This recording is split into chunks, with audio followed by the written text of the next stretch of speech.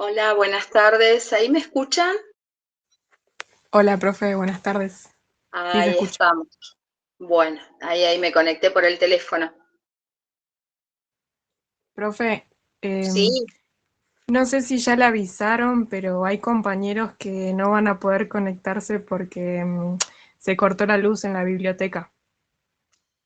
Bueno, no hay problema, no hay problema. En la biblioteca y en otras partes de Roca también. Ah, perfecto. Bueno, no hay problema. Bueno, yo creo que ya estamos. Bueno, recuérdenme, gente, porque estuve toda la semana enferma, así que estoy desacomodada. ¿Hasta dónde habíamos llegado la semana pasada? La semana pasada, bueno, hablamos de cómo veníamos hasta ahora Ujú. y abordamos Colin Marty, creo, ahí que nos había quedado como pendiente. Y después Bien. con Matías abordamos Freud, uno de los textos. Nos queda el otro. Perfecto. Bueno, o sea que habíamos arrancado a trabajar Piaget, ¿está bien? Sí, así es. Bien, bueno, ahí está. Entonces no estaba tan perdida, pero bueno, por las dudas, pregunto. Bueno, vamos a empezar entonces. Voy a compartir pantalla como para organizarnos. Hacemos un encuadre y arrancamos. Bueno, ahí se supone que están viendo mi pantalla, ¿está bien? Sí. Bien. Bueno, hacemos un encuadre general, pues no me acuerdo hasta dónde habíamos trabajado, pero como para que nos quede, habíamos trabajado algo de asimilación, acomodación, ¿puede ser? Creo que sí. Creo que habíamos quedado en... Perfecto. Bueno, entonces, espérenme que voy a buscar.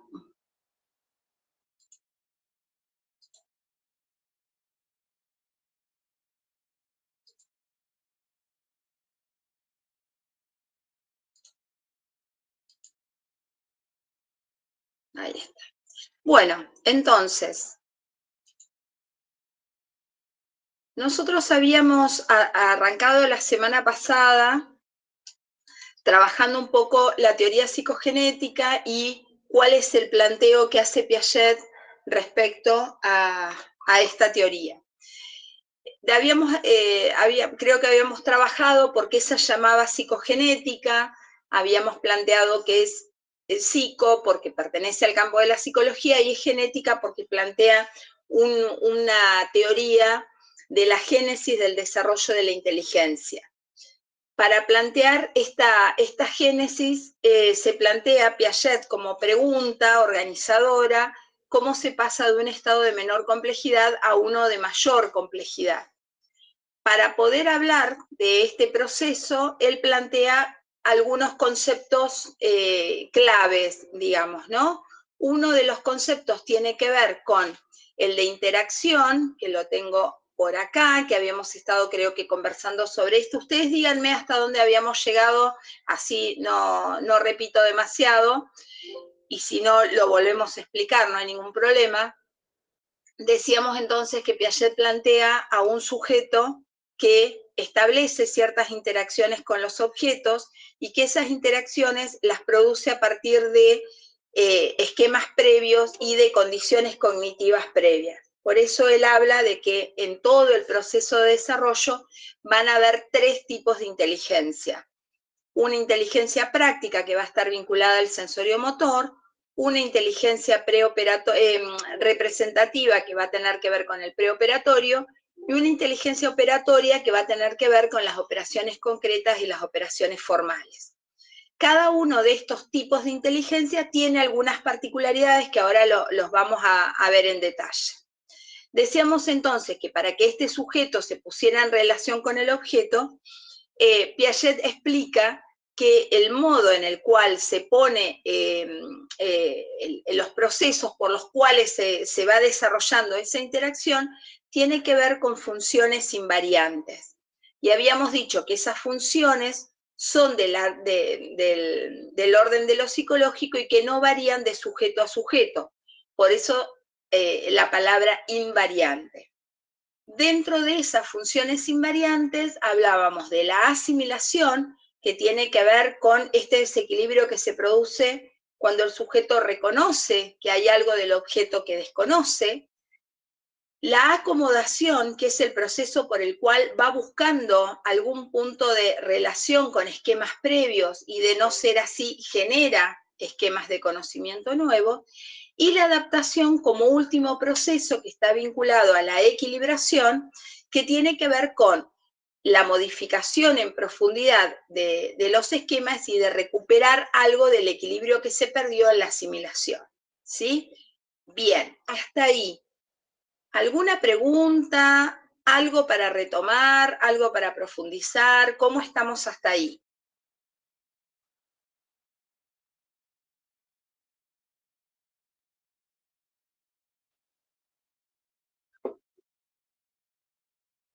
Yo hasta ahí voy siguiendo el hilo. Vaya, sí. Cualquier cosita después de última, si hay algo en el que me pierdo, le aviso. Dale.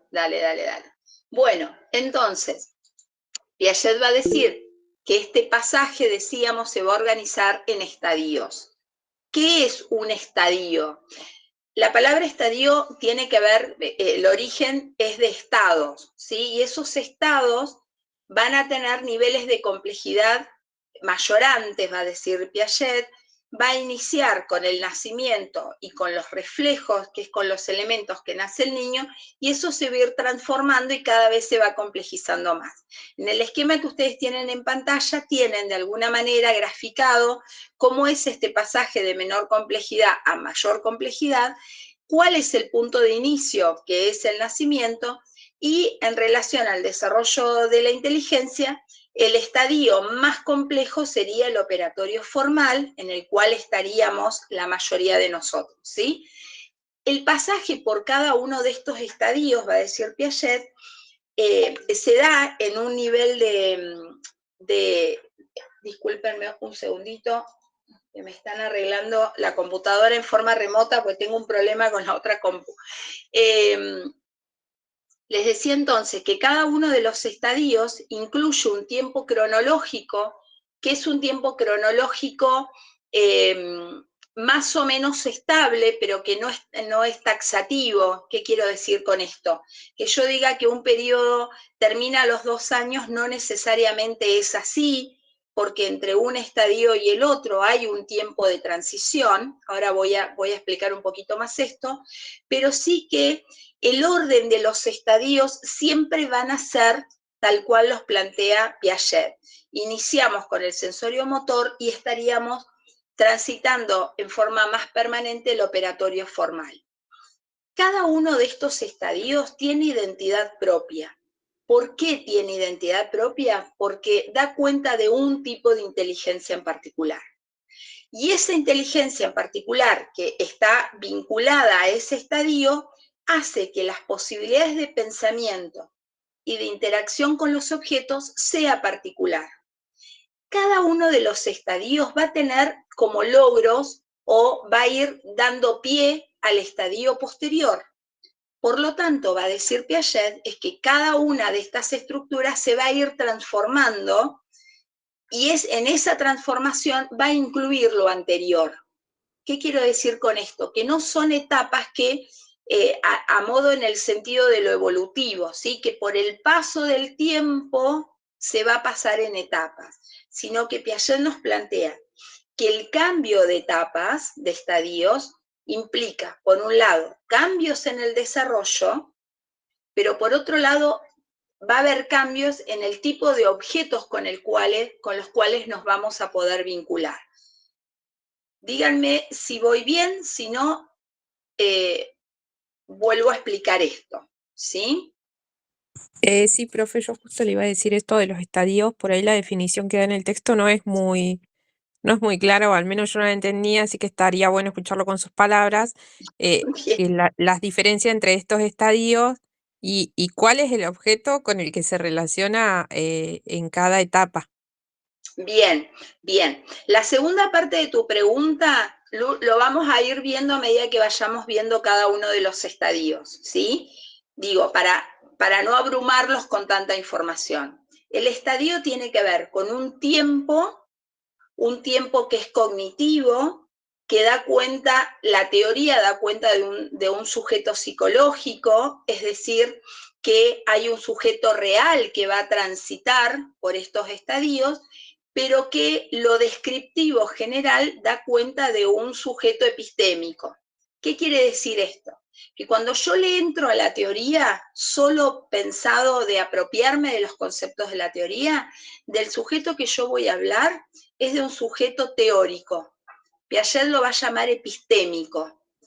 Pero cuando yo observo a un niño, una niña real, transitando esos estadios, yo voy a estar hablando de un sujeto psicológico. Entonces, el estadio tiene características particulares, ¿sí? Tiene un punto de inicio y un punto de cierre, y en el adentro de ese tiempo se van a ir produciendo cambios cada vez de mayor complejidad. Es decir, que este esquema, acá lo tengo en el sensorio motor, pero vamos al anterior, este esquema espiralado se va a dar tanto durante todo el proceso de desarrollo como hacia el interior de cada uno de los estadios, ¿sí? Entonces, los estadios lo que van a ir mostrando son cambios cualitativos de ese desarrollo cognitivo. Y ese desarrollo cognitivo se va a producir por esta relación del sujeto y el objeto. ¿Queda más claro ahí?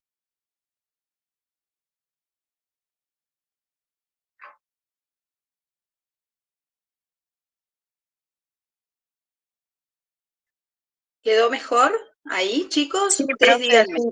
Sí ¿sí? se entiende, pero bueno, este texto es yo lo encontré súper complejo, este texto. ¿Cuál No de sé, los textos? ¿Me estás hablando el de Cole? el de Colin Marty. A ver, es un texto, sí, puede tener algún grado de complejidad. Lo que tiene es que es muy descriptivo. Entonces, por ahí eso es lo que genera como confusión. Pero si vos pasás a la lectura de los capítulos de Piaget y Nelder, como que ahí resuelve varias de las cuestiones que plantea Cole, ¿sí? Lo que pasa es que Cole es como el que hace encuadre, ¿sí? Yo ahora lo voy a abrir porque por ahí yo puedo retomar desde el texto, si ustedes me van guiando, yo puedo recuperar desde el texto y vamos trabajando tal vez lo que ustedes no vayan comprendiendo del texto en particular, ¿sí? Digamos, ir jugando como las dos cosas. Ir al texto, pero a su vez avanzar con algunas cuestiones que yo les traje hoy para trabajar. Me dan 2 segundos, voy a abrir la PEDCO. 2 segunditos. Y vamos a abrir acá.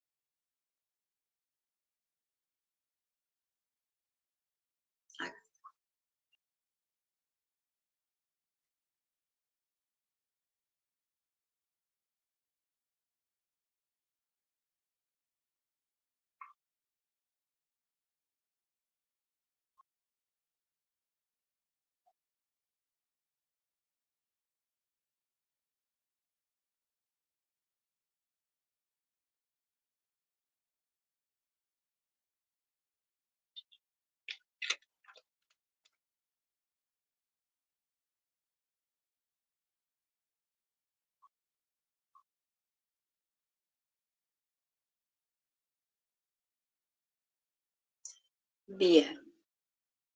A ver si... Ahí tengo abierto el texto. Bueno, si ustedes necesitan que vayamos sobre alguna parte del texto en particular, me van diciendo y yo tengo el texto abierto, podemos trabajarlo desde ahí. Si les parece, avanzamos con lo que yo venía explicando y de última volvemos sobre eso, ¿sí? Vuelvo a la idea de estadio. Entonces, el estadio tiene que ver con un estado, pero no un estado, es un estado dinámico, ¿sí? Es decir, que dentro de esos periodos, esas condiciones cognitivas van a estar permanentemente en proceso de complejización.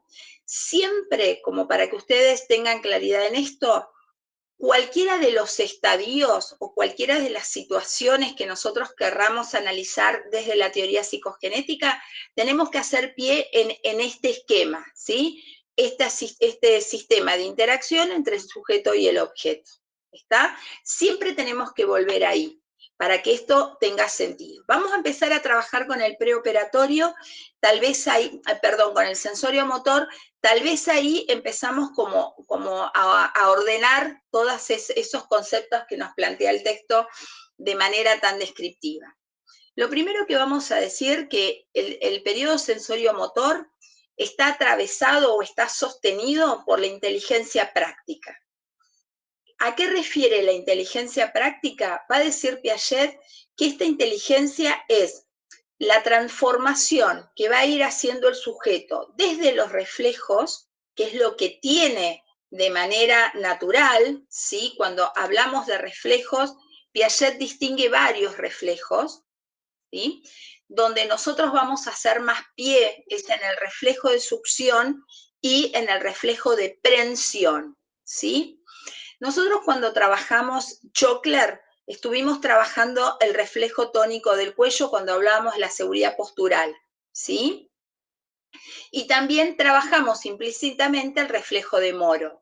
¿Qué es el reflejo de Moro? Es la búsqueda del equilibrio que se pierde cuando los brazos quedan en el aire, ¿sí? Entonces hay un efecto de aleteo como para poder recuperar los puntos de apoyo que se hubieran perdido, ¿sí? Después tenemos el reflejo de la marcha, el reflejo de gateo. Cualquiera de estos reflejos, desde el punto de vista biológico y médico, es la evaluación inicial que se hace a un bebé, ¿sí? Un bebé que tiene el reflejo de succión, sabemos que vamos a tener garantizada la alimentación. Para Piaget, este reflejo es el punto de inicio que después se va a ir transformando en condiciones de exploración.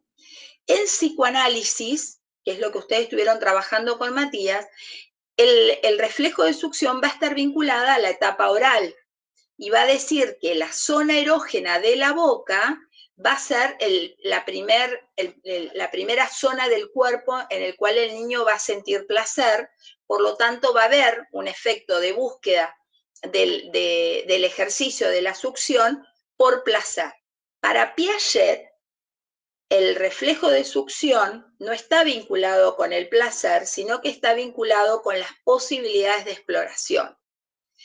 Como el reflejo de prensión está, pero el reflejo de prensión es solo un reflejo porque no permite sostener en el tiempo un objeto, el primer objeto de conocimiento que va a tener el niño después del pecho de la madre va a ser su propio cuerpo, ¿sí? Entonces, la inteligencia sensoriomotora va a ser una inteligencia práctica porque va a estar ejercitando todo el tiempo la relación física de ese niño con el objeto cuerpo.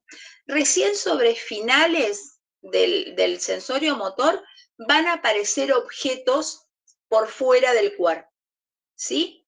Entonces, vamos a decir que en el periodo sensorio-motor nosotros vamos a iniciar en el reflejo, nosotros vamos a hacer pie en el reflejo de succión y en el reflejo de prensión como dos reflejos fundamentales para poder conocer el mundo que lo rodea, hasta llegar a los primeros actos inteligentes.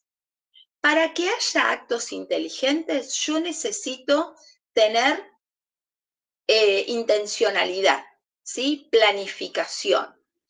Entonces, fíjense que pasamos de una cuestión más del orden de lo biológico a una cuestión más del orden de lo psicológico.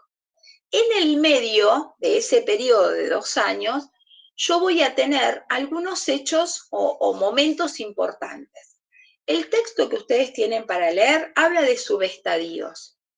A mí no me interesa demasiado que sepan todos los subestadíos en el orden en el que los va planteando el texto, porque en realidad no es un momento del desarrollo con el que ustedes van a trabajar fundamentalmente, ¿sí?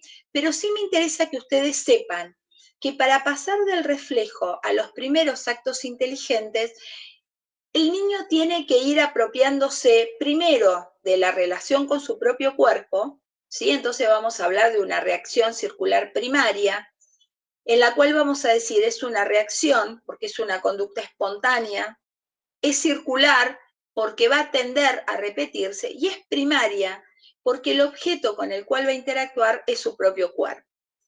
Un ejemplo de eso es, por ejemplo, cuando yo tenía alguna imagen acá, ¿sí? Cuando el bebé se encuentra con su mano, con su pie, rápidamente intenta succionarlo, ¿sí? Entonces, en este caso, fíjense que pasamos del objeto pecho de la madre, muy ajustado, muy sostenido en el reflejo de succión, a una reacción circular primaria. Es decir, puede ejercer la succión con alguna parte de su cuerpo. ¿Cuál es la diferencia? Que la primera succión lo alimenta, la segunda succión solamente le permite la exploración. ¿Se entiende la diferencia en esas dos acciones, la diferencia en complejidad que tienen?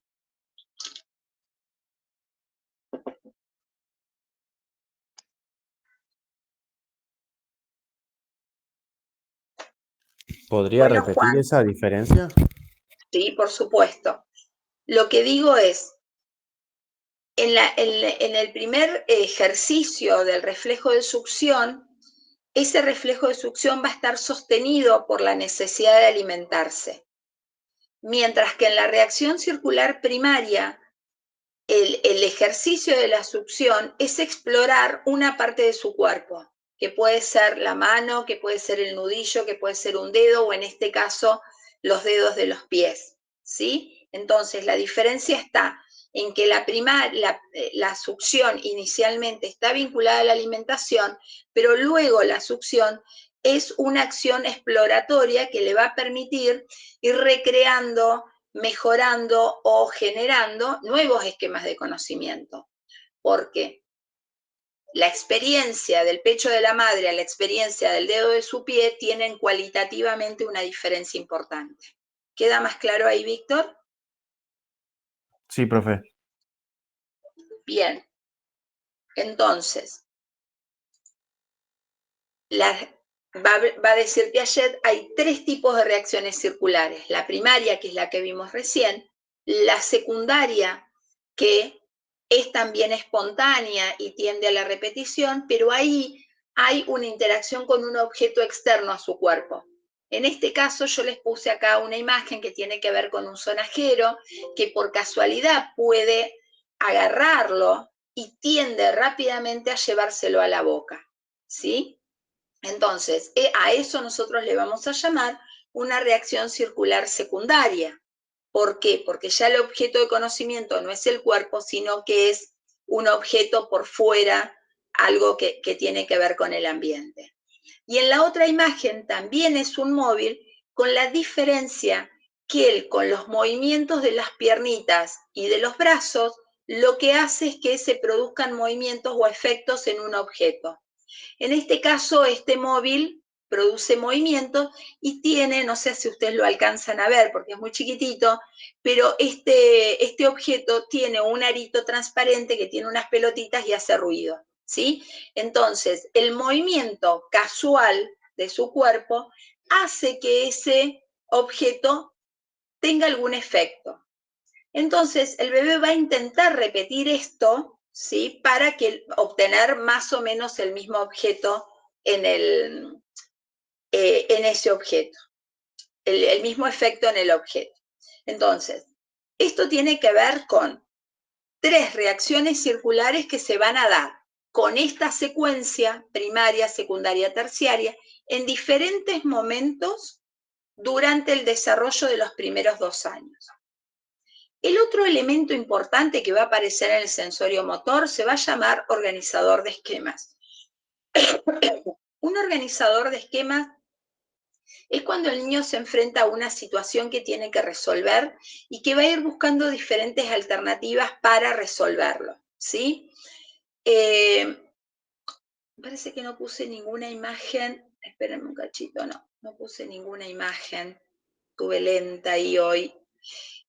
Pero, por ejemplo, ¿vieron cuando los nenes intentan subir o bajarse de la cama? ¿Sí? Subir y bajarse de la cama le implica al niño hacer una reorganización de sus esquemas, es decir, de experiencias previas, para ponerlos en forma combinada que les permite, espérenme un cachitito,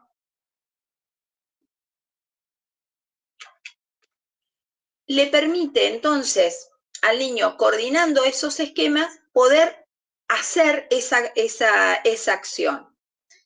Para eso el niño tiene que tener coordinación, planificación.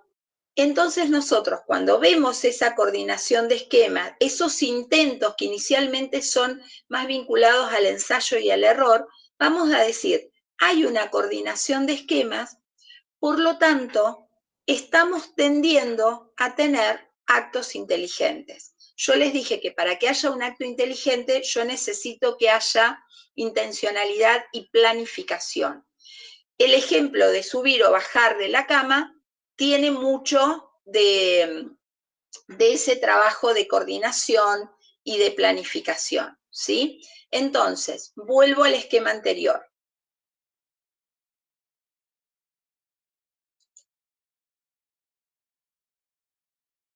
Ahí. Entonces, lo que fuimos explicando es, ¿qué pasa durante el desarrollo del sensorio motor para pasar del reflejo a los primeros actos inteligentes? Entonces, para que eso ocurra, van a suceder algunas otras situaciones como las reacciones circulares, la coordinación de esquemas, ¿sí? Los logros del sensorio motor tienen que ver con la noción de objeto permanente, la imagen mental y la imitación diferida. ¿Qué es la noción de objeto permanente?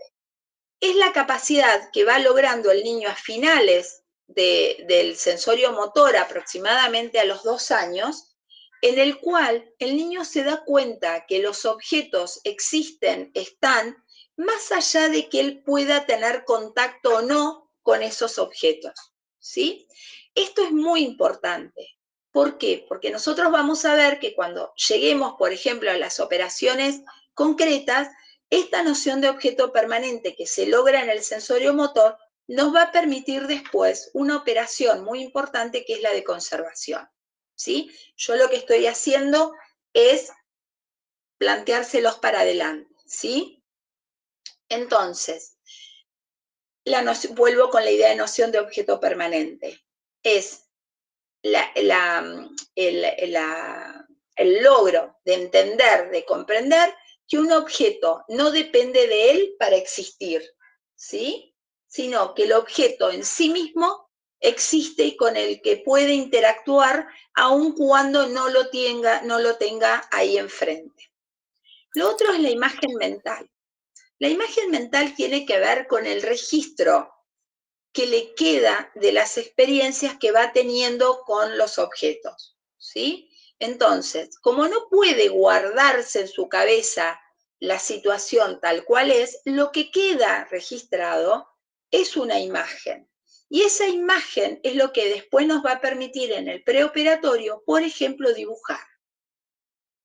Y la imitación diferida tiene que ver con esta posibilidad de apropiarse de determinadas escenas, de determinada funcionalidad de acciones, de lenguaje, de juego, que luego se pueda poner en escena en el juego simbólico en el preoperatorio. Entonces, estos 3 logros lo que instalan es la inteligencia representativa. Y esa inteligencia representativa da origen al preoperatorio. ¿Vamos hasta ahí? ¿Me pudieron seguir?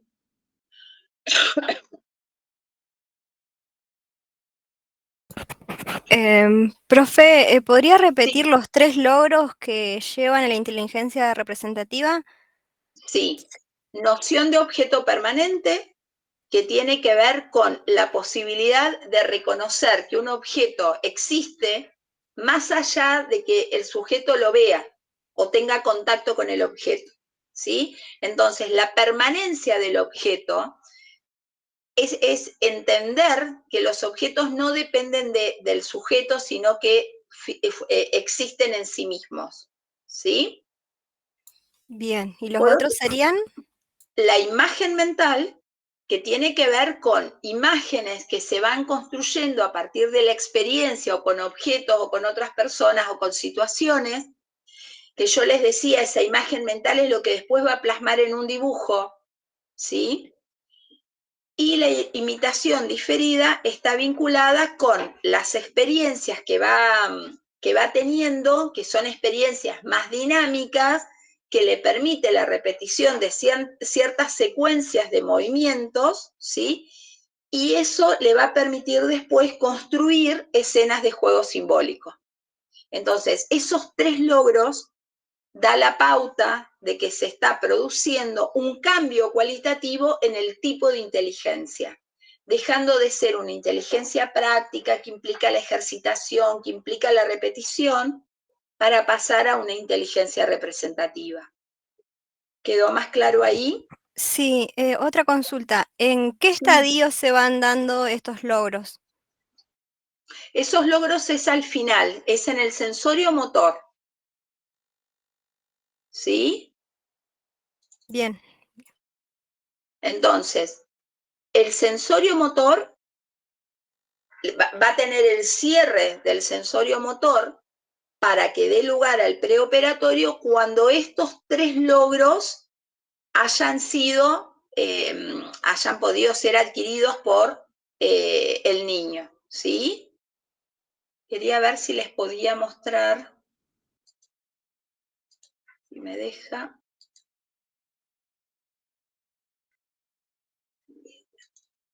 Quería mostrarles un poquito el juego del sensorio motor para que ustedes me entiendan de qué estoy hablando. Denme un segundito, que les voy a compartir un recortecito muy chiquitito, pero que me parece que les puede ayudar a pensar esto que yo les estoy diciendo. Espérenme un cachito, a ver si podemos dejar de presentar para habilitar el otro.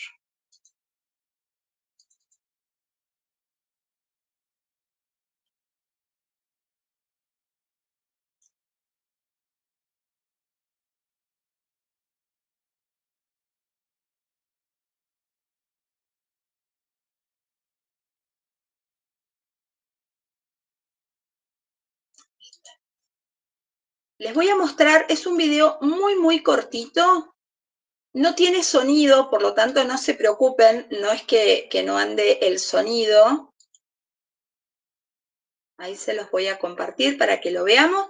Yo quiero que ustedes presten atención a lo que venimos hablando de esta interacción de bebés chiquititos con objetos, ¿sí? A ver si lo pueden ver. Ahí se los estoy compartiendo.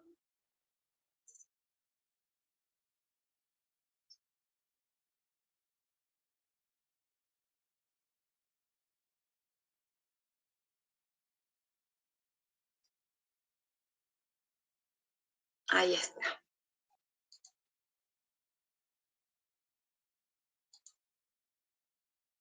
¿Lo pueden ver, chicos, el video? Sí, profe, se ve. Perfecto. Bueno, entonces ahí le voy a dar play para que lo puedan.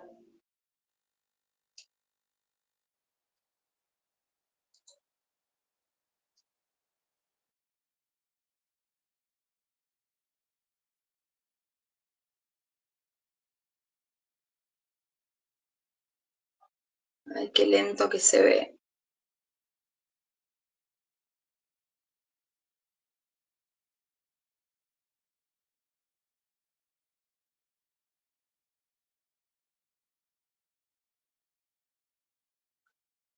Lo voy a volver a poner y voy a ir hablando yo un poquito sobre el video.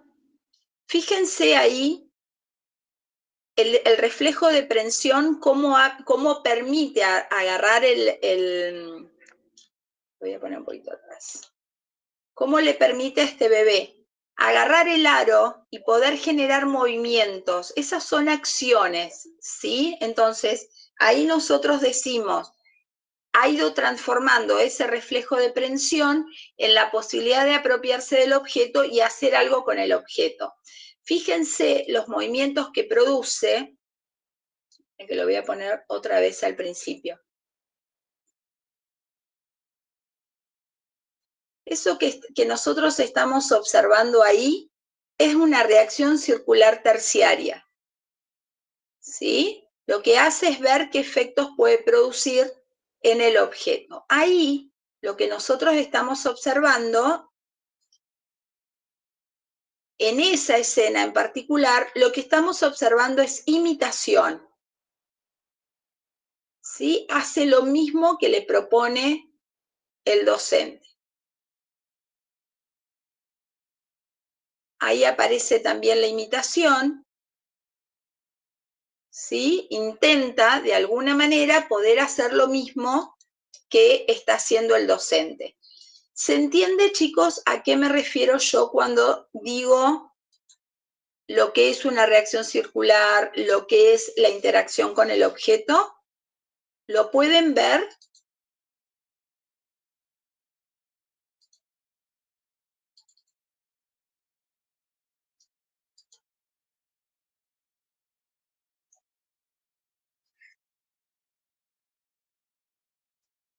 Ahí les voy a mostrar, a ver si puedo mostrarles otro, que por ahí también les puede ayudar a pensar estos conceptos.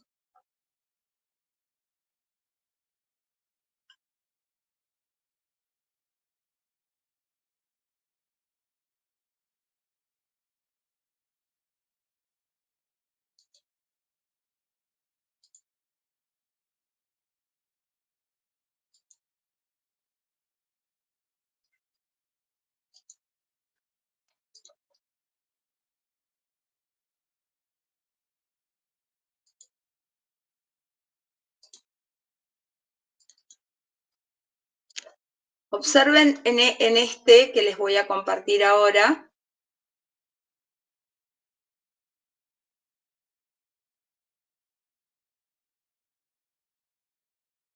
A ver si logramos verlo. Ahí está.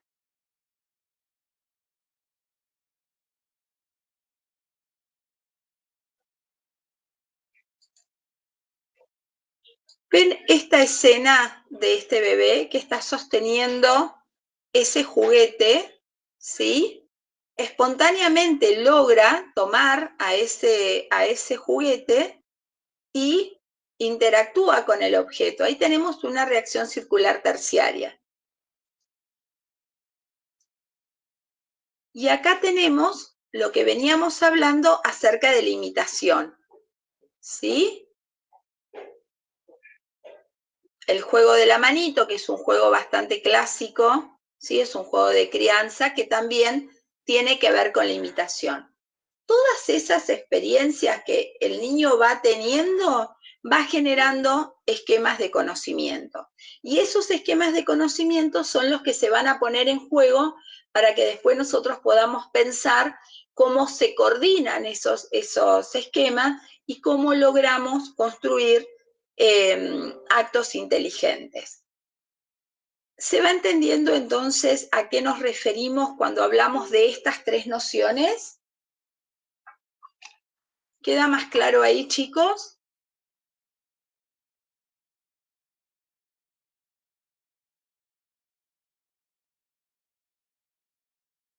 Bueno, vamos a avanzar un poquito y si no, volvemos, ¿sí? Vamos a trabajar con el preoperatorio.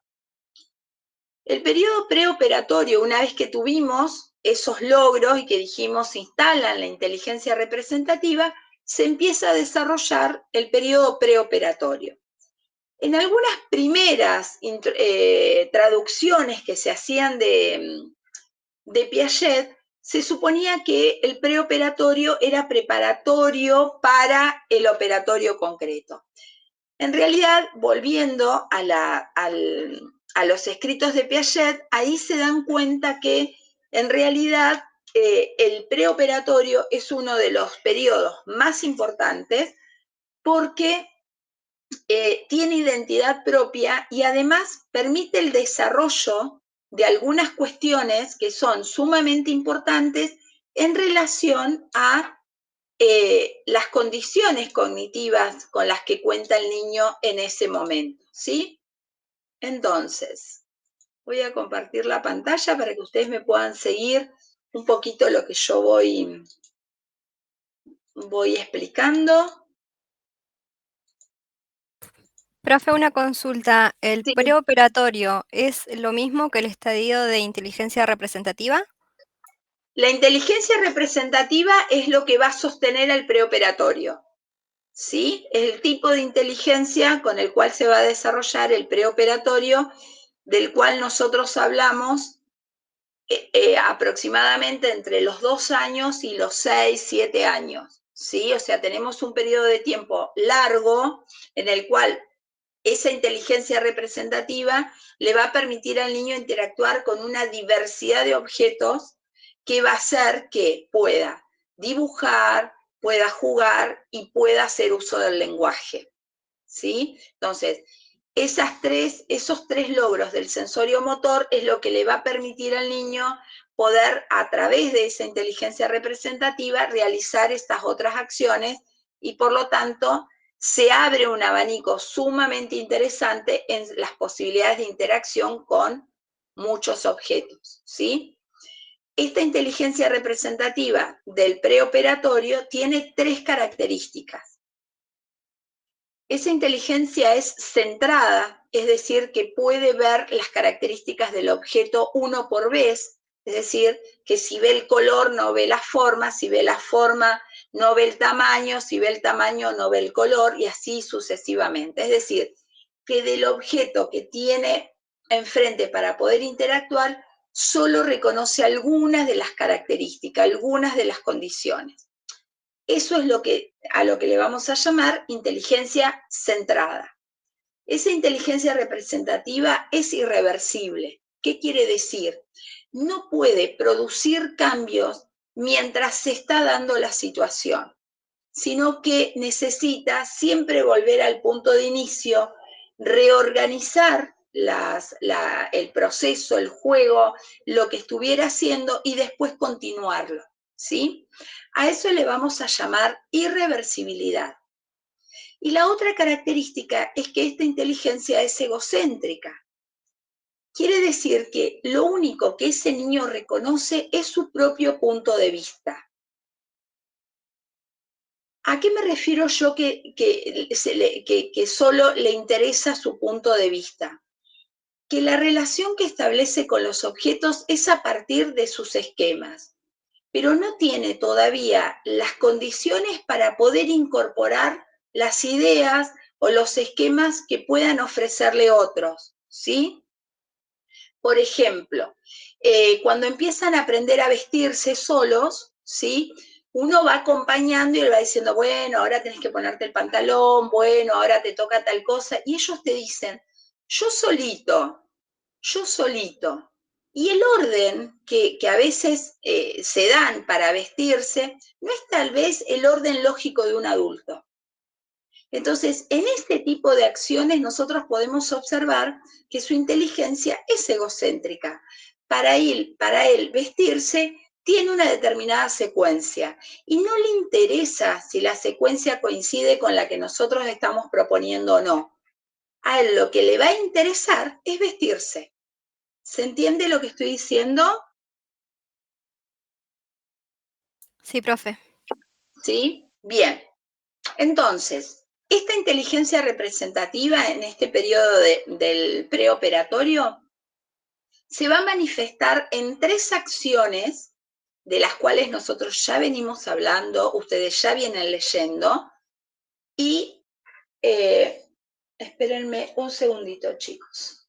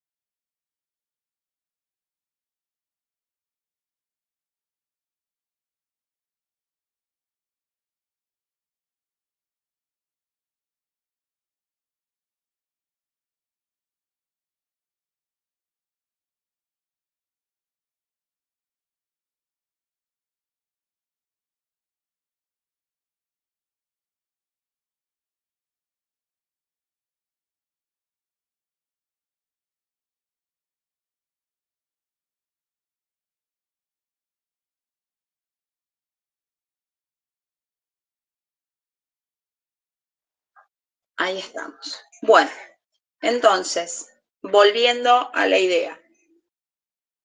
Yo les decía entonces que el preoperatorio, en este preoperatorio, esa inteligencia representativa se va a manifestar en 3 acciones, de las cuales nosotros ya venimos hablando, porque son 3 acciones propiamente de la infancia, de la primera infancia, que tiene que ver con el juego, con el dibujo y con el lenguaje. Respecto al lenguaje, va a decir Piaget que aproximadamente a los 2 años el niño se va apropiando del lenguaje. En ese punto coinciden con Vygotsky. Cuando veamos la teoría sociohistórica van a ver que vamos a volver a decir exactamente lo mismo, ¿sí? Esas 3 acciones que nosotros decíamos es logro del sensorio motor para dar lugar a la inteligencia representativa, se va a poder observar en estas 3 acciones. Para Piaget el juego en el preoperatorio es un juego simbólico. ¿Qué quiere decir que sea simbólico? Que el niño representa determinadas situaciones, le hace hacer a los objetos determinadas acciones o cumplir determinadas funciones que no necesariamente se corresponden con la realidad. En el caso del dibujo que ustedes tienen en la diapositiva, que no sé si la alcanzan a ver en detalle, es una niña que está jugando a cocinar fideos. Los fideos son un montón de lanitas de colores, ¿sí? Y que además está armando una escena de juego en la cual le está dando de comer a un conejo de peluche. Entonces nosotros podríamos decir, bueno, en esta escena hay juego simbólico. ¿Por qué? Porque las lanitas de colores representan a los fideos, al conejo le hace hacer una acción que es humana, porque el conejo no come fideos, entonces va a decir Piaget, el juego simbólico está sostenido por lo que se llama, no sé, o él las define como filosofías infantiles. Esas filosofías infantiles ustedes las tienen en un texto de Delval, en el cual va a decir Delval, que recupera a Piaget, que esas filosofías infantiles tienen que ver con las construcciones explicativas que un niño hace acerca de lo que percibe de lo que lo rodea. Vuelvo con esta idea. Digo, las filosofías infantiles son explicaciones que produce el niño a través de su pensamiento de lo que lo rodea, ¿sí? Pero ese modo explicativo, ¿sí?, va a tener que ver con su propio punto de vista porque es egocéntrico. Entonces, todas las explicaciones van a estar vinculadas con sus propias percepciones. ¿Me siguen con esta idea? Entonces, en el juego simbólico, lo que se pone en juego son esas ideas acerca de lo que ellos creen que las cosas, cómo las cosas funcionan, cómo se explican los fenómenos de la naturaleza. Entonces, en este caso, diría Piaget, lo que está haciendo es cargar de sentido humano a algo que es inhumano. Entonces, la posibilidad de interactuar con este conejo, que para esta niña el conejo no es un conejo de peluche, sino que es, no sé, Pepito, y que Pepito come y puede hablar con Pepito y hace que Pepito le responda, y arma toda una lógica de juego en el orden de lo simbólico. ¿Queda claro esto? ¿Sí? Sí, profe. ¿Estamos hasta ahí?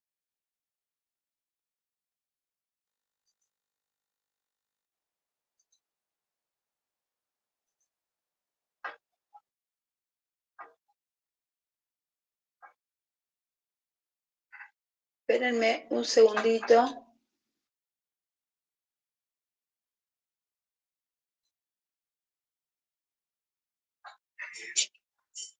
Otra vez.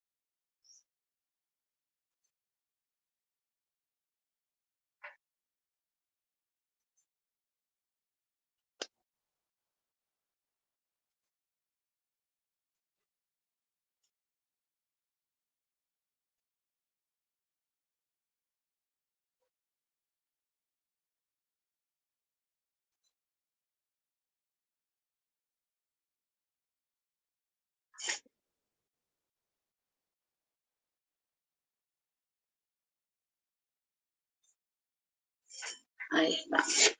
Bien. Por otro lado, vamos a decir que otras de las acciones está vinculada con el dibujo. ¿Qué es lo que hace en el dibujo? En el dibujo lo que hace es plasmar sobre diferentes superficies, puede ser un papel, puede ser la pared de la casa, puede ser la arena, la tierra, no importa, que aquellas imágenes mentales con las cuales va a representar la realidad. Por lo tanto, va a decir Piaget, todo aquel garabato que aún desde nuestra perspectiva no significa nada, cuando el niño dice, acá dibujé un mosquito, acá dibujé un árbol, desde ese momento el garabato se transforma en un dibujo, ¿sí? ¿Por qué se transforma en un dibujo? Porque para Piaget, ese registro gráfico que hace el niño da cuenta de cuáles son las imágenes mentales que ha podido ir construyendo a partir de la interacción con ciertos objetos. Entonces, cualquier aspecto, cualquier registro que nosotros veamos en niños pequeños, aun cuando hay un desfasaje entre lo que dice haber dibujado y lo que dibujó realmente, para Piaget eso es un dibujo, ¿sí? Y eso da cuenta de las imágenes mentales que el niño tiene. Y por otro lado, hay una apropiación del lenguaje. Cuando nosotros hablamos del lenguaje, el lenguaje inicia con lo que nosotros vamos a llamar el gorgojeo, que tiene que ver con esos movimientos que hacen ciertos sonidos que ya se iniciaron en el sensorio motor. Eso se va transformando en palabras muy simples, aisladas. Cuando el niño logra apropiarse de alguna palabra, hace un efecto de repetición a modo de reacción circular, ¿sí? Hasta que logra apropiarse de las palabras con un sentido y un significado para ese contexto. Pero ¿qué pasa? Como su inteligencia es centrada y es egocéntrica, ese lenguaje va a ser egocéntrico. Es decir, que solamente va a tener sentido para sí mismo. Esto quiere decir que nos vamos a encontrar en muchos momentos a estos niños hablando solos sin intencionalidad de comunicación. ¿Me siguieron con esta idea? Es decir, hay una continuidad de sonidos y de palabras, pero que su intencionalidad es apropiarse de la palabra y recuperar el sonido que implica la palabra, o qué efectos produce sus palabras, ¿sí? Entonces, es un ejemplo clásico cuando los chicos aprenden una mala palabra, ¿sí? ¿Qué es lo que habitualmente aparece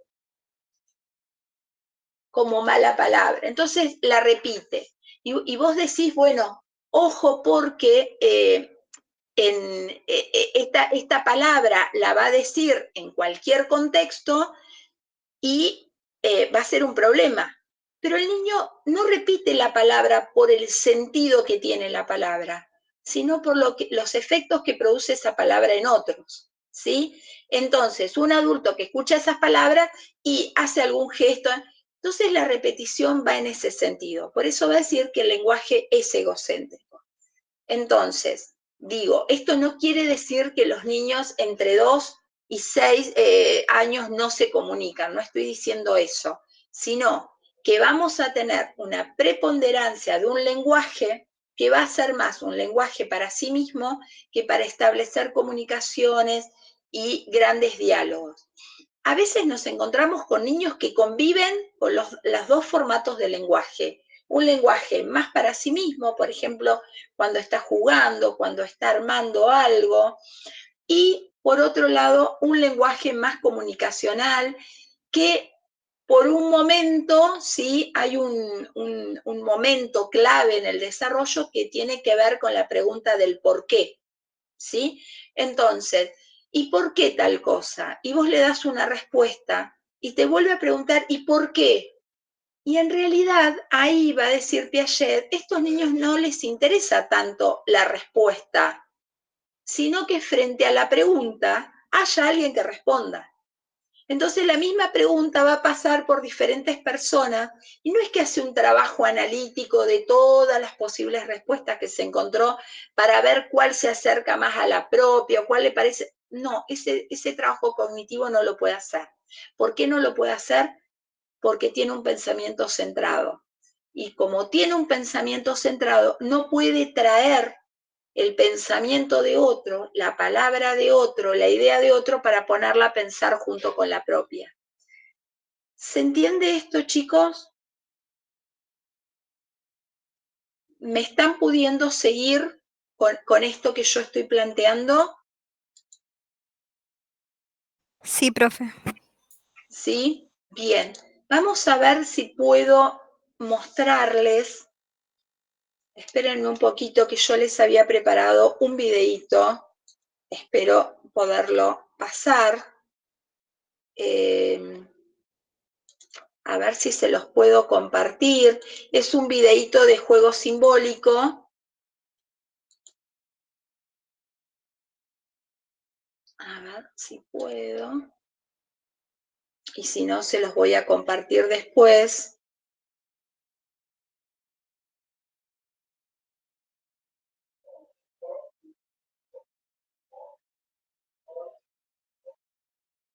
Bueno, no lo estoy encontrando en este momento. ¿Por qué? Si yo lo había dejado armado.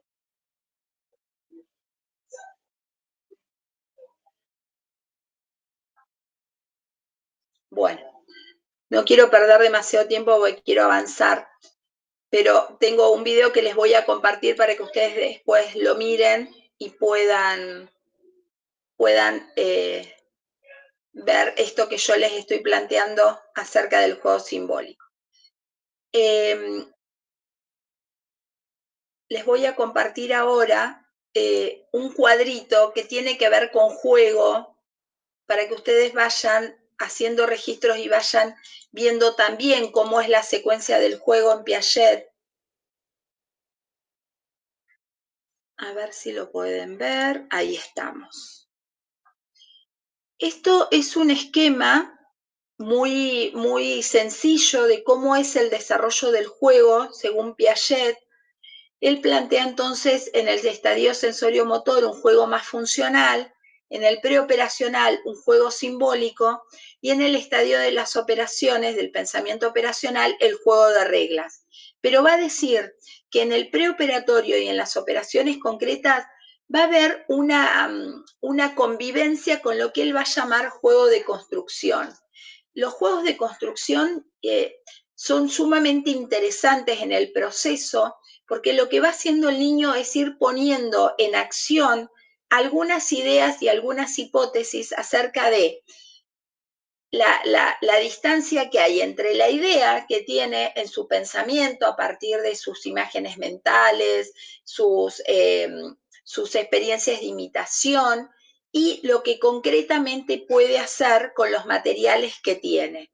Entonces nosotros ahí lo que vamos viendo es cómo ese juego de construcción se va poniendo en escena como traducción del pensamiento de las ideas. Entonces, es algo concreto, pero que en la indagación de esa construcción nosotros podemos anticipar algunas cuestiones que tienen que ver con su pensamiento. Pero, ¿por qué?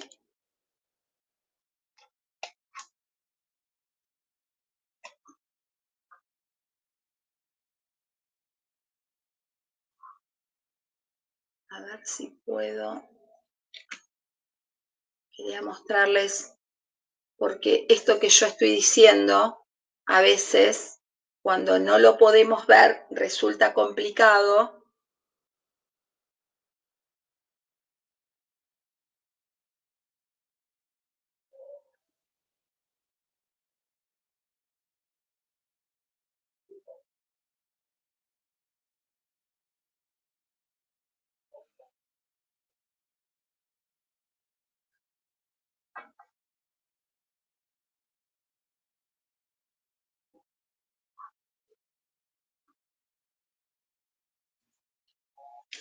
A ver si lo puedo bajar desde acá.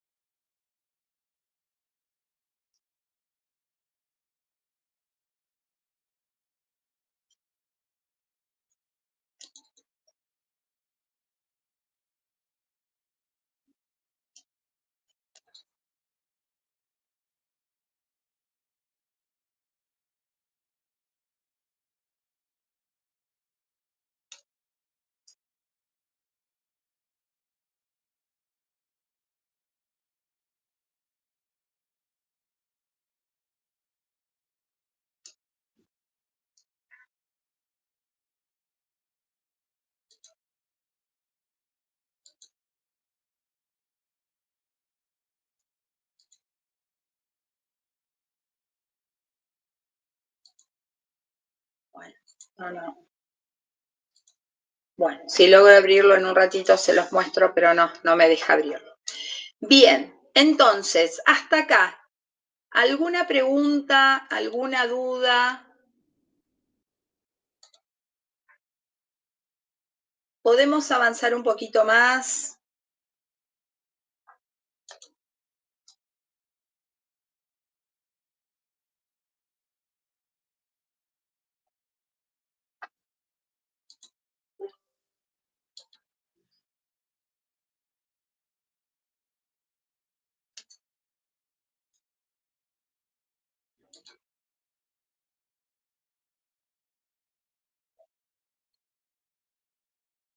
Bueno, vamos a seguir entonces.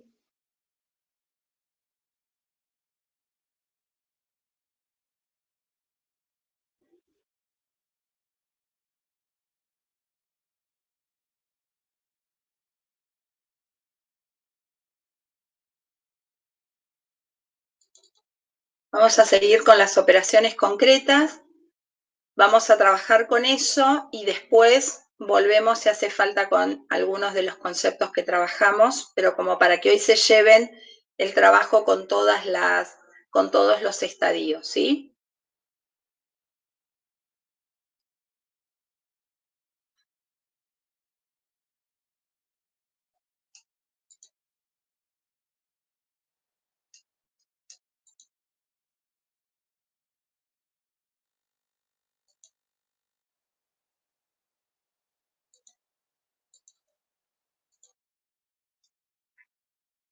Ahí estamos. Bueno, ahí apenas lo vean, ahí está. Bueno, las operaciones concretas se producen después del preoperatorio, se va a dar entre los 7 y los 8 años, 11 años aproximadamente, va a decir Piaget.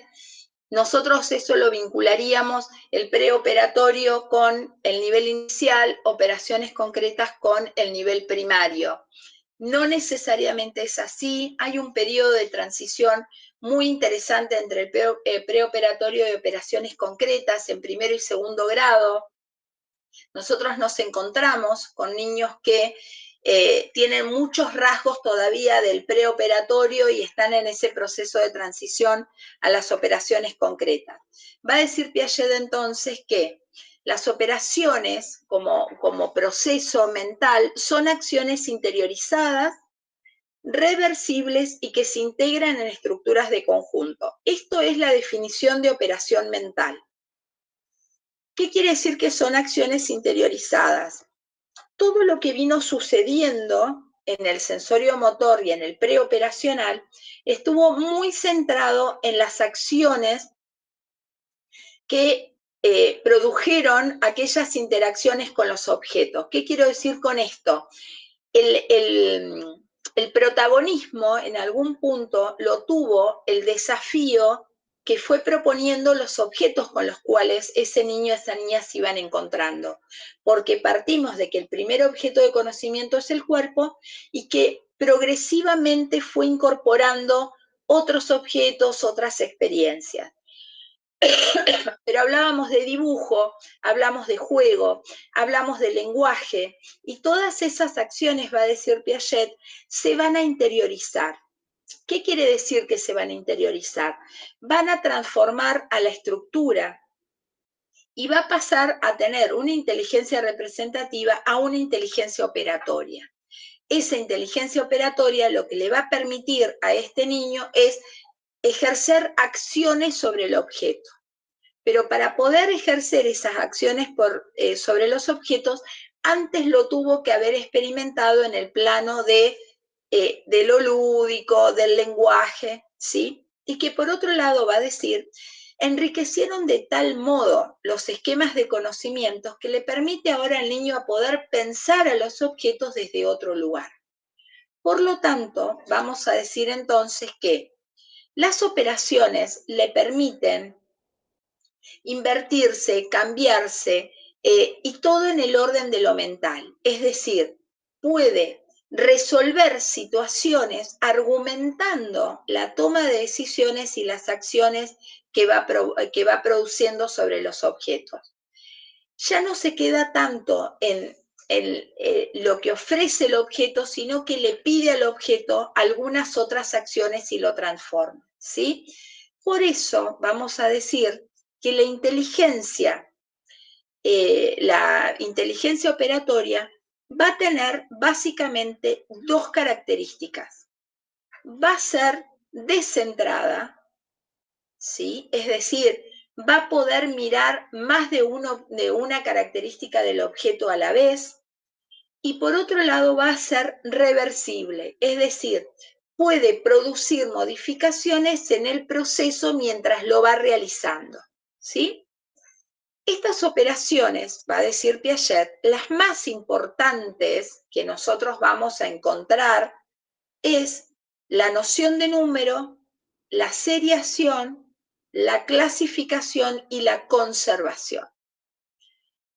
Estas operaciones, ¿sí?, mentales le van a permitir al niño no solo entender al mundo desde otro lugar, un lugar mucho más real, un lugar mucho más científico, si quieren, ¿sí?, sino que también le va a permitir operar mentalmente con esos objetos, ¿sí? Lo que yo les voy a mostrar ahora es cuáles son las características de cada una de estas operaciones, y tengo algunos videitos muy chiquititos que hoy fraccioné para poder ir mostrándoles con cada una de estas operaciones en un trabajo de investigación que se hizo con niños y con niños más pequeños y niños más grandes, para que podamos ver hasta qué punto ha logrado conectar con estas nociones, ¿sí? La primera que vamos a ver es la noción de seriación, que tiene que ver con una organización del material en forma creciente o decreciente, es decir, de menor a mayor o de mayor a menor. Esto le implica al niño una organización del material en función de su tamaño, ¿sí?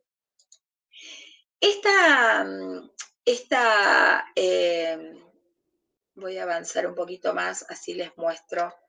Esta seriación se va a dar en diferentes etapas. ¿Qué quiero decir con esto?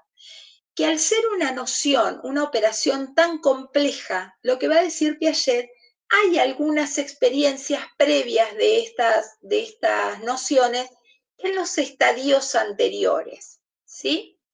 Va a decir que la primera manera o la primera etapa o el primer momento en este proceso de lograr la seriación es hacer un trabajo de combinación de un elemento grande con uno chiquito en términos de pareja, ¿sí?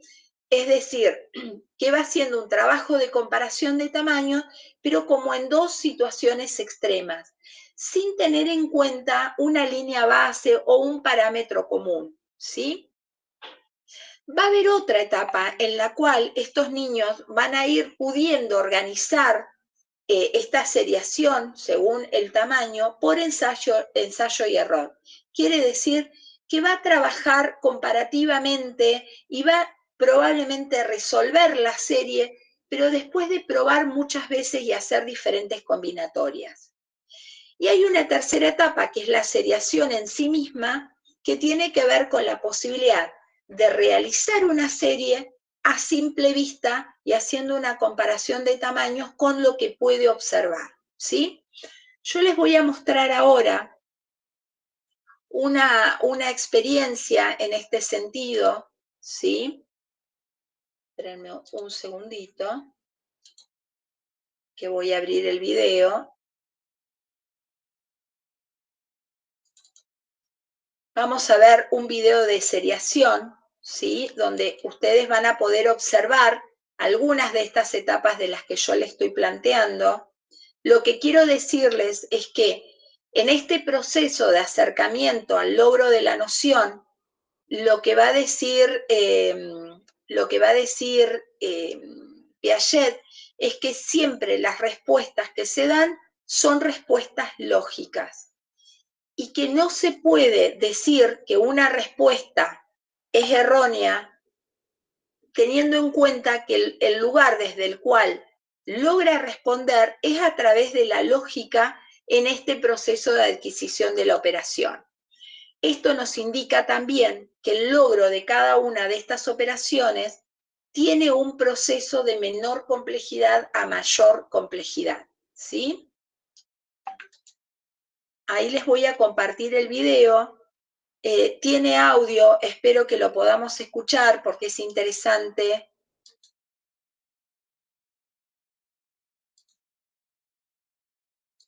A ver si lo puedo compartir desde acá. Espero que sí.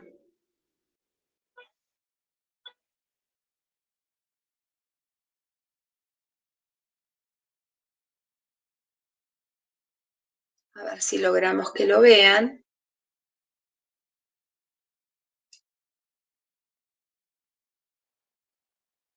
Estamos.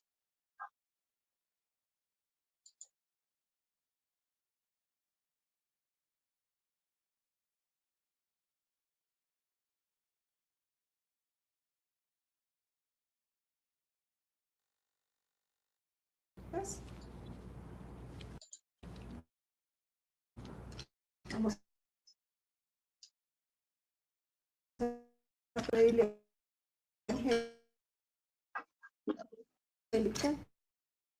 Esperen un poquito, lo voy a hacer de otra manera porque se para muchísimo así. No, esto no sirve así.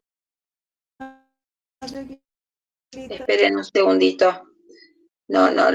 Sin orden de tamaño. Hacer un pedacito, nada más para que veas.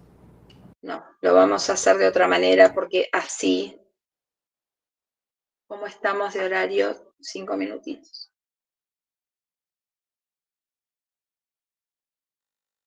A ver si logro compartirlo de otra forma.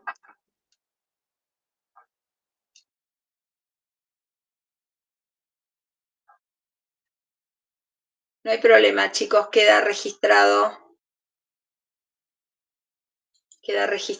en el Meet. Así que no se preocupen. Yo le quería informar, no sé si ya le dijeron, que una compañera Milagros, Paishalev o algo así el apellido, no pudo asistir porque estaba con la abuela en el médico. Nos dijo que le avisemos que por ahí no sabía si llegaba tarde o si podía asistir directamente a la clase. Para que lo Bien. sepa. No hay problema. Gracias por avisarme. Bueno, voy a ver si les puedo compartir ahora. Y ya cerramos con esto. Espero la próxima vez tener mi computadora. Creo que ya la arreglaron.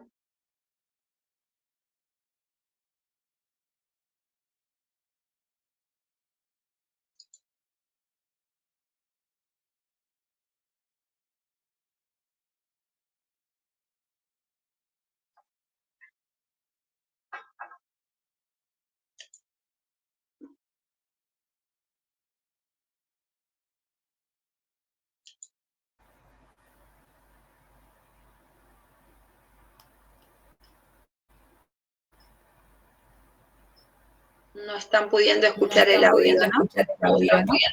No, el audio no se escucha.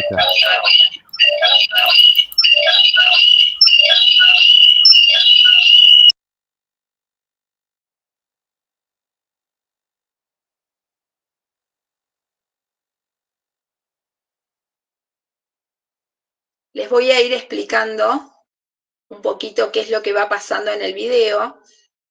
La experimentadora le da una consigna y le dice que le da todas esas barritas y le pide que la organice de menor a mayor, ¿sí? Como si fuera una escalera. Y estas son las acciones que la niña va haciendo, ¿sí?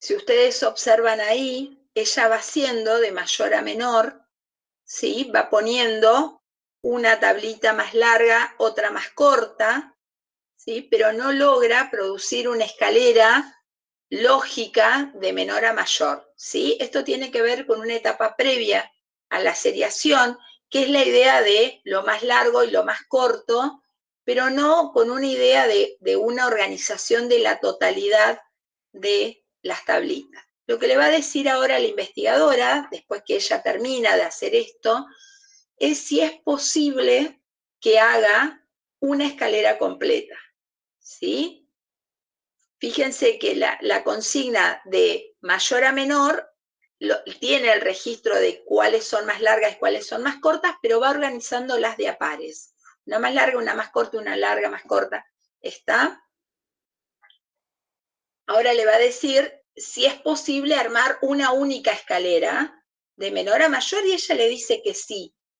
Observen cuál es la organización que hace, ¿sí? Fíjense lo que yo les hablaba hace un rato acerca de la irreversibilidad, en esto de tener que empezar de cero, desarma lo que tenía hecho, y esto es lo que le ofrece como solución al pedido de la profesora de organizarla de menor a mayor. Saca del conjunto solo 2 y organiza un par de menor a mayor, ¿sí? Esto es para que ustedes vean, como un ejemplo, cuando no hay conservación, ¿sí? Cuando está en proceso, perdón, de conservación, de seriación, cuando está en proceso de adquirir la noción de seriación, pero aún no logra hacer una seriación completa. Esta misma investigación muestra otras experiencias con niños más grandes donde lo pueden resolver sin ningún tipo de dificultad, como lo podríamos hacer tal vez alguno de nosotros, ¿sí? Bien, bueno, quedan 2 minutitos. Cerramos la clase acá. Yo lo que les voy a dejar es algunas orientaciones con respecto a las otras nociones para que ustedes las puedan ver, y les voy a compartir los videos cortados de esta investigación que yo les decía, para que ustedes a medida que vayan leyendo el material puedan ir buscando, ir combinando con esta experiencia concreta. Sí, Víctor, decime. Profe, tenemos una duda con la fecha del parcial. Sí. Matías nos dijo el 7, puede ser, de noviembre. ¿Puede ser que se haya cambiado? Espera, vamos a corroborarlo porque vos estás tratando de jugar con mi memoria.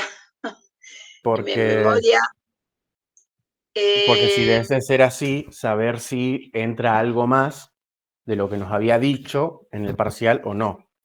Porque antes estaba previsto para el 31, si no me equivoco, y Matías nos dijo que estaba el 11, el 7 del 11. Nosotros, yo le subí un cronograma ajustado que se los mandé, lo estoy buscando.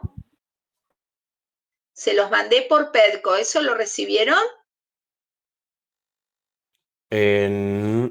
No me llegó ninguna notificación, así que no vi nada de nuevo. Pero ahí abro el curso y me fijo. No, no está enviado. Nosotros habíamos hecho un reajuste, ya les digo, espérenme un segundito, de fechas, pensé que ya estaban subidos. Un segundito. Profe, y también si nos puede compartir el punteo de textos que había quedado de subir también la semana pasada y tampoco lo Bien, subió. sí, de eso la verdad no me pude ocupar, chicos. Tuve toda la semana complicada, yo y los chicos de salud, así que, ¿dónde lo tengo guardado? Tengo tantas cosas abiertas, espérenme un segundito. Nosotros habíamos organizado un ajuste del cronograma, que ahora se lo subo, en el cual nosotros habíamos postergado una semana la fecha del parcial para que ustedes tuvieran tiempo de poder trabajar los textos en función de las cosas que todavía faltaba trabajar. Ay, Dios, ¿dónde lo tengo? Acá. Nosotros habíamos pensado el 7 del 11, el parcial.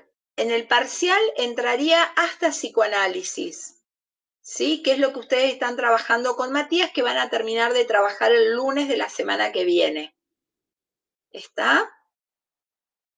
¿Me siguen? El 14 de Sí, noviembre. profe, sería unidad 1, 2 y 3. 2, y del 3, de la unidad 3, solo psicoanálisis. No Bueno, entraría ni Piaget ni Vygotsky, ¿sí? ok. Yo igual esto ahora lo subo, ¿sí? Porque no sé por qué no lo subimos. Se ve que o yo quedé en que lo subía Matías y él pensó que lo subía yo y no lo subimos ninguno de los dos. Ahora lo subo. Pero para que ustedes agenden, 7 de noviembre el parcial, 14 de noviembre el evaluable 2, ¿sí? El 19 de noviembre Matías estaría dando la devolución del evaluable 2 y nosotros el 21 estaríamos haciendo el recuperatorio de aquellos que o no rinden el parcial el 7 por algún motivo o tienen que hacer el recuperatorio. El 22 de noviembre, quienes tengan que hacer una reescritura del evaluable 2, la van a entregar ese 22.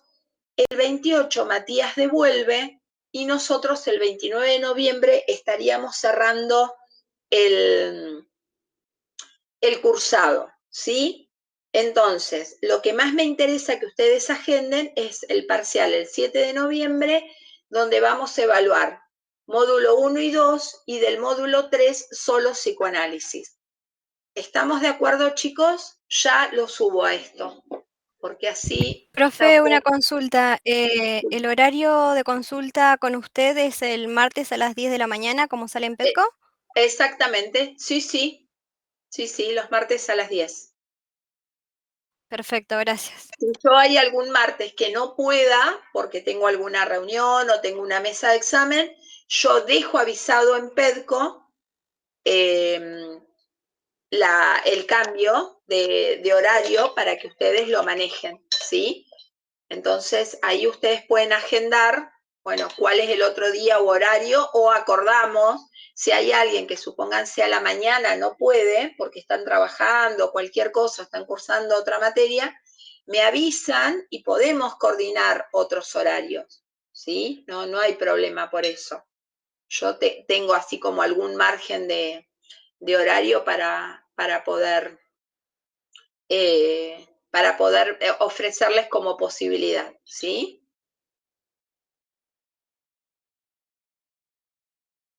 Bien.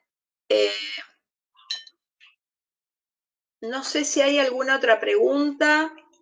Me pidieron el listado de los textos. Ahora yo me voy a reunir con Matías para resolver el evaluable 2 y ahí organizo también el tema de la bibliografía, ¿sí? Perfecto, profe. Sí, ya se los publico. Ya les estoy publicando el cronograma ajustado, ¿sí? Estoy en PEDCO, así ya lo tienen. Y yo me quedo tranquila de que lo van a recibir.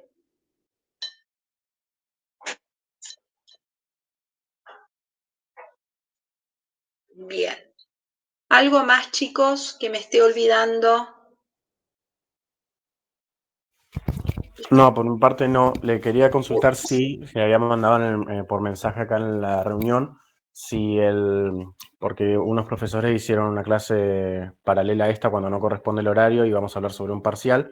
Entonces tuve que desconectarme un segundito de la clase y me perdí parte de la explicación. Si se podía cargar quizás el Power como para tenerlo para guiarme la lectura o qué se podría hacer con eso. Sí, yo te puedo compartir, Víctor, el PowerPoint. Igualmente yo voy siguiendo más o menos la lógica del texto. Por ahí lo más significativo es lo que yo voy agregando, digamos, a eso. No sé qué es lo que más te perdiste. ¿El preoperatorio, Víctor? Sí, la última parte, preoperatorio creo que fue. Bueno, lo puedo compartir, se los dejo, pero con el compromiso que no lo usen para estudiar, sino que sea solamente un organizador de la lectura, ¿sí? Porque la lógica que yo por ahí uso en las diapositivas no alcanza, yo agrego muchas otras cosas y por ahí si se quedan solo con eso, bueno, les va a faltar un montón de información, ¿sí? Sí, y si no, por ahí, yo para no darle mucho más trabajo, si no, por ahí una breve guía de lectura, o por ahí eso nos dará Matías la próxima clase, y con eso nomás, yo para tener algo que me organice un poco la lectura y no andar perdido cuando me encuentre con Bueno, esos textos. bien. Entonces, por ahí para Bueno, no generar ese compromiso, por ahí una guía de lectura breve, como un punteo, para ordenar la lectura nomás, y con eso estaría, con eso me arreglo.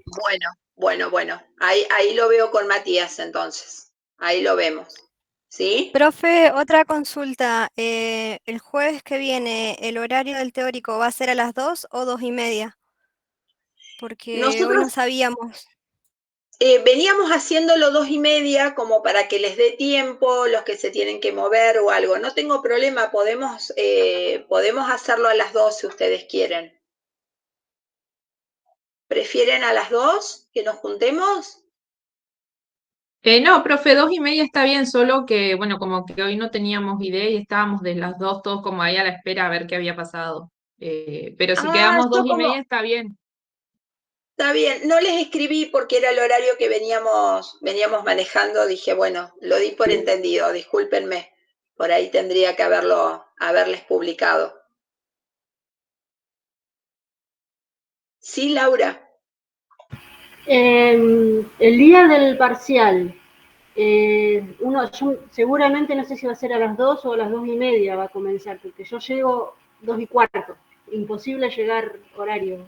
Me puedo conectar desde el celular, pero no como para poder resolver un parcial. Bien, podemos acordar hacerlo 2:30. Pero ahí tendrían ustedes que prever tener disponibilidad hasta las 4:30 para poder tener las 2 horas de elaboración del parcial. No sé cómo están con esos tiempos. Lo menos son 15 minutos nada más, que yo tardo en conectarme en la computadora. Bueno. No es tanto, digamos, no hay pero problema, si quieren. Después los necesito para terminar el parcial. Bien. Si les parece, la semana que viene hablamos de eso, así están todos y quedan todos de acuerdo con lo que estamos proponiendo. ¿Sí? ¿Les parece? ¿De plantear 2:30 también el parcial? Claro. Hasta 4:30. O arrancar Bien, a yo las puedo... 2 y solos tenemos en cuenta a la gente que ya avisa que no puede estar a las 2. Ok, entonces yo puedo ir haciendo en el grupo que tenemos una encuesta para el próximo encuentro ya tener eso resuelto y plantearlo. Bueno, dale, Así Víctor. no perdemos mucho en eso. Listo, perfecto. Ahí Dale, armo la encuesta. perfecto, gracias. Muchas gracias. Bueno, cerramos si les parece. Ahí ya les subí el cronograma, tienen publicado tanto por mensajes como en la plataforma, ¿sí? Para que todos lo tengan ahí visualmente accesible. Perfecto, profe. Entonces, por mi parte, nada más. Nos veríamos en el próximo encuentro. Perfecto, gracias. Nos vemos el próximo jueves. Hasta luego, profe. Adiós, nos vemos.